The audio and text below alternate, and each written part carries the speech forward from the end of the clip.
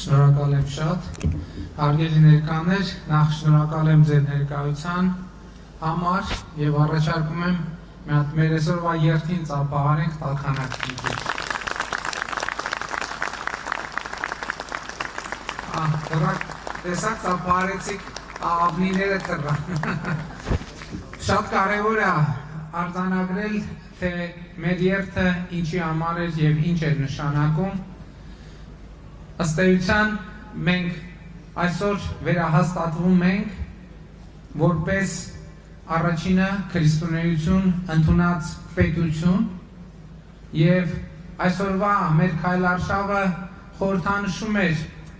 որ մենք ի վերջո սկսել ենք քայլել մեր Փրկիչ Հիսուս Քրիստոսի նախանշած ուղով։ Ինչ նկատի ունեմ։ Հայաստանի այս առաքելական Սուրբ եկեղեցու պատարագի կարգում բազմիցս հնչում է հետևյալ նախադասությունը. եւ եւս խաղաղությամբ Աստծուն աղաչեցուք։ Այս գրաբար նախադասությունը թարգմանաբար նշանակում է եւ խաղաղության համար Աստծուն աղաչենք։ Շատ խորհրդանշական բան է տեղի ունեցել, որովհետեւ մենք բոլորս շատ երկար ժամանակ խաղաղության համար աղաչել ենք Աստծուն, բայց ի վերջո եկել է այն պահը, երբ որ մենք հասկացել ենք, որ խաղաղության համար Աստծուն աղաչելու զուգահեռ մենք ինքներս պետք է մեր որոշումներով, մեր գործողություններով, մեր քայլերով ստեղծենք այդ խաղաղությունը։ Եվ այսօր Հայաստանի Հանրապետությունում ստեղծված է այդ խաղաղությունը եւ մենք այսօր քայլում էինք Հիսուս Քրիստոսի մեր Փրկչին ասելու, որ մենք ի վերջո գնում ենք քո պատգամի հետևից եւ մենք ստեղծում ենք խաղաղություն։ Եվ մենք ոչ միայն աղաչում ենք քեզ այդ խաղաղության համար, այլ ինքներս մեզ ենք կոչում խաղաղության։ Մենք վերահաստատվում ենք որպես առաջինը քրիստոնեությունը ընդունած պետություն։ Հայ ժողովուրդը քրիստոնյա է դարձել տրդած մեծ թագավորի որոշմամբ եւ հրովարտակով, որը իհարկե ուղղորդվում էր Հիսուս Քրիստոսի եւ Հիսուս Քրիստոսի դեսպանի առաքյալի մեր առաջին հայրապետ Գրիգոր Լուսավորչի կողմից։ Եվ իրական Հայաստանը վերահաստատվում է որպես քրիստոնեական այդ արժեքների կրողը, որպես այդ քրիստոնեական արժեքների վրա հիմնված պետություն։ Եվ շատ խորհրդանշական է, որ մեր քրիստոնեության ընդունած առանցքային սիմվոլները այսօր Հայաստանի Հանրապետության միջազգայինորեն ճանաչված տարածքում են։ Խոր վիրապը, որտեղ երկար տարիներ բանտարկված էր Գրիգոր Լուսավորիչը եւ Մայրաթորը, որը մեր հիմնվել է մեր ավանդության համաձայն միացնի, այսինքն Հիսուսի իջման վայրն է եւ որը տեսիլքով է ցույց տվել, թե որտեղ է պետք կառուցել մեր Մայրաթորը, մեր սրբության սրբոցը։ Եվ ի վերջո մեր քրիստոնեական հենասյուները խորհրդանշում են այսօր նաև Հայաստանի Հանրապետությունը։ Եվ սրա մեջ շատ ուժեղ սիմվոլ եւ շատ ուժեղ պատգամ կա։ Եվ մենք այսօր նաև արձանագրում ենք, որ ահա այս հանգրվանից, քրիստոնեական եւ պետական այս հանգրվանից մեզ պետք է նորոգվել, մեզ պետք է առերեսվել մեր անցած ճանապարհի եւ մեզ պետք է կայացնել որոշումներ։ Այսօր եւ ոչ միայն այսօր մենք կանգնած ենք մի իրավիճակի առաջ, երբ մեր հարազատ, մեր սրբության սրբոց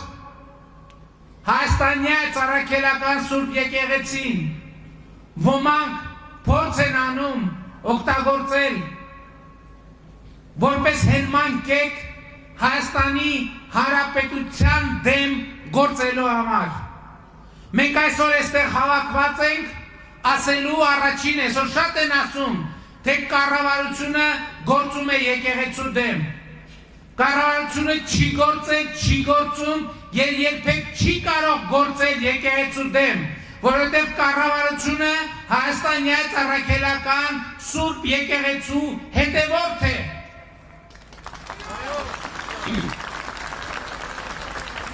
Մենք ընդամենը եկել ենք արձանագրելու, որ ոմանք փորձ են անում, որպես հենակետ օգտագործել Հայաստանյան առաքելական Սուրբ եկեղեցին օգտագործելու պետության դեմ։ Եվ ես, որպես Հայաստանի Հանրապետության ժողովրդի կողմից ընտրված վարչապետ ասում եմ, որ մենք դա թույլ չենք տալու։ Եվ այն մարդիկ, ովքեր եկեղեցին հասցրել են այս կետին, որ այն հնարավորություն լինի ոմանց մտքով անցնել, որ կարելի է օգտագործել որպես հենակետ ընդդեմ Հայաստանի Հանրապետության, այս մարդիկ հենց մեր եկեղեցու կարգի համաձայն հերձված են դարձել։ Ես ուզում եմ ասել, որ ցավոք այսօր եկեղեցու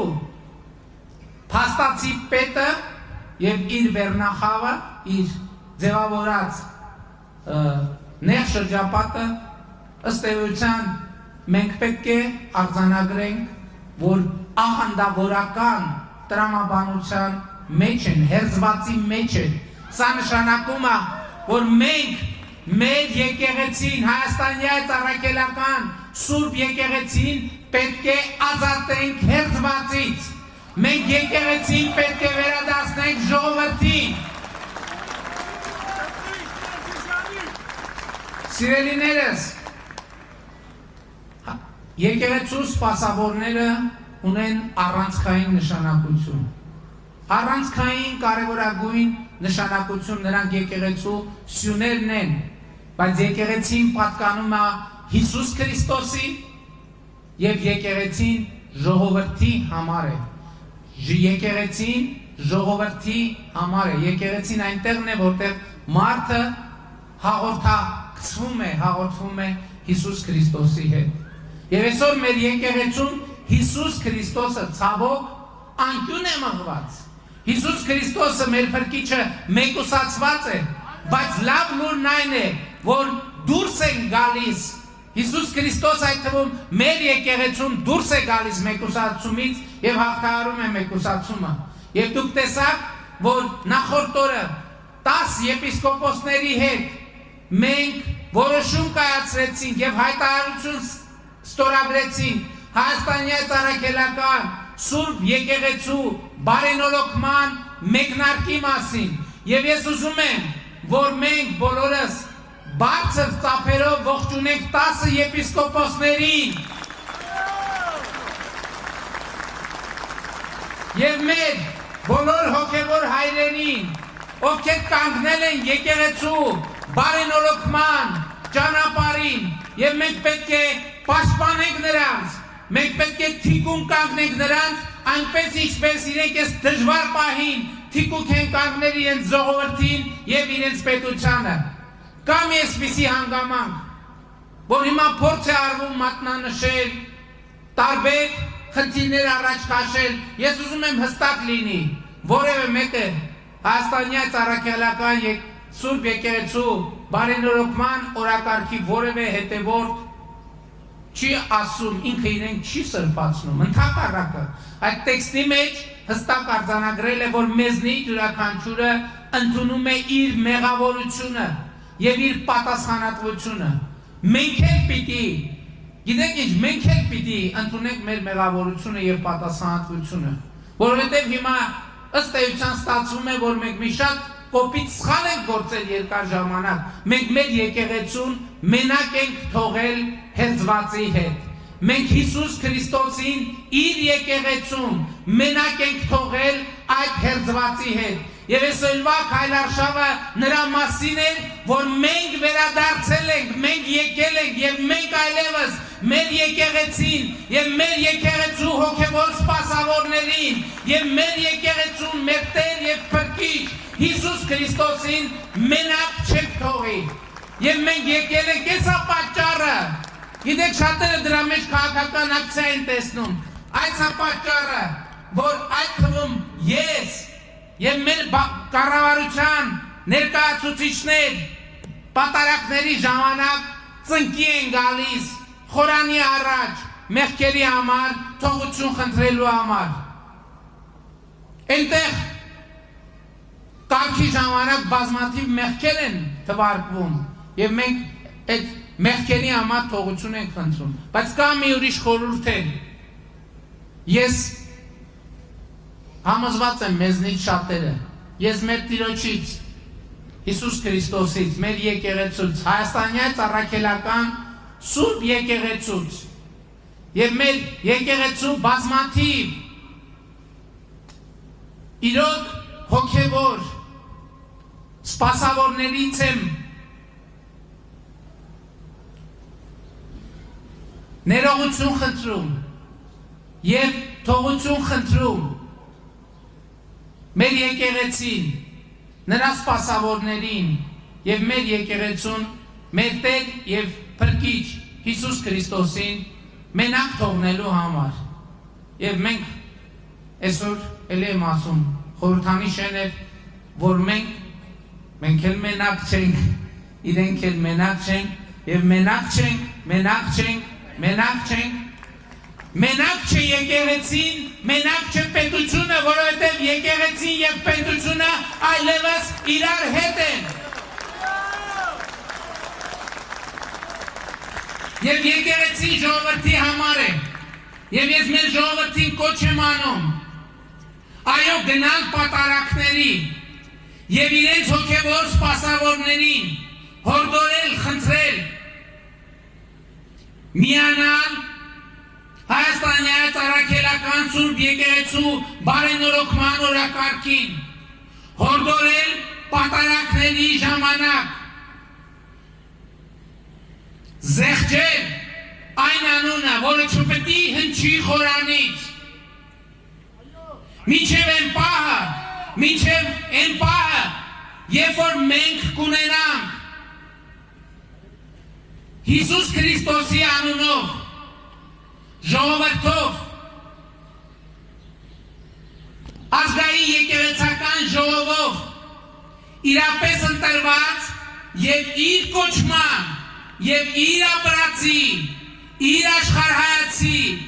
իր հոգու պարունակության իմաստով լեգիտիմ կաթողիկոս։ Ես կոչ եմ անում բոլոր տեղերում, բոլոր պատարակներին մասնակցող մեր ժողովրդի նախ մասնակցել պատարակներին եւ պահանջել, հորդորել, խնդրել, որպեսզի հոգեվորականները, պատարակող հոգեվորականները, այդ եկեղեցիներում ծառայող հոգեվորականները միանան բարենորոգման օրակարգին, հանուն հայաստանյաց առաքելական Սուրբ եկեղեցու, հանուն Հայաստանի Հանրապետության եւ հանուն մեր Տեր եւ Փրկիչ Հիսուս Քրիստոսի։ Շնորհակալ եմ շատ։ Այժմ ես ուզում եմ իմ խոսքը եզրափակել Սաղմոսով։ Սաղմոս համար 25-ով, որով սովորաբար պատարակների մեկնարկին 25-րդ Սաղմոսն է նշվում մեր կարգի եւ այսինքն պատարակն է մեկնարկում 25-րդ Սաղմոսի բովանդակությամբ եւ ես 25-րդ Սաղմոս ուզում եմ ձեզ համար արտասանել ի նշանավորումն այս մեկնարկի եկեղեցու բարենորոգման մեկնարկի, որը մենք հիմա իրար հետ միասին մեր հոգևոր դասի օրհնությամբ իրականացնում ենք։ Իմիջայլոց երեք նաև Շվեյցարիայի Հայաստանյան առաքելական Սուրբ եկեղեցու Շվեյցարիայի թեմի առաջնորդական տեղապահը միացավ բարենորոգման օրակարգ, ես խնդրում եմ իրեն էլ բուռն ծափերով ողջունել։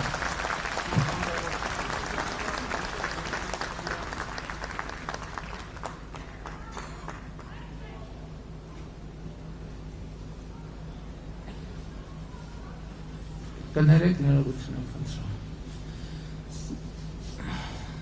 Սաղմոս համար 25, ամմեկ մարդու աղոտքը, այսուհետև Սաղմոս Դավթի։ Դատարա ինձ Տեր, քանզի ամբասիր ընթացա, հույսս դրի Տիրոջ վրա։ Փորձիր ինձ Տեր և քննիր ինձ, փորձիր երիկամներս և սիրտս։ Ողորմությունը Տեր աչքիս առջև է և ճշմարտությունը հաճելի է ինձ։ Ունայնամիտների աթոռին ես չեմ նստի և անօրենների մոտ ես չեմ գնա։ Չարագործների ամբոխը ես ատեցի և ամբարիշտների կողքին չեմ բազմի։ Սրբության կլվամ ձեռքերն իմ և սեղանից շուրջը կնստեմ Տեր։ Թող լսեմ քո օրհնության ձայնը և պատմեմ քո բոլոր հրաշալիքները։ Տեր, սիրեցի քո տան վայելչությունը և քո փառքի բնակության վայրը։ Մի կործանիր ինձ ամբարիշտների հետ և ոչ էլ կյանքս արյունահեղների հետ, որոնց ձեռքերն անօրինության մեջ են և աչքը նրան լի է կաշառքով։ Ես ամբասիր ընթացա, փրկիր ինձ Տեր և ողորմիր ինձ, ոտքն իմ ուղիղ ճանապարհներին թող լինի, մեծ հավաքներում քեզ պիտի օրհնեմ։ Քրիստոս ծնավ և հայտնեցավ։ Քրիստոս ծնավ և հայտնեցավ։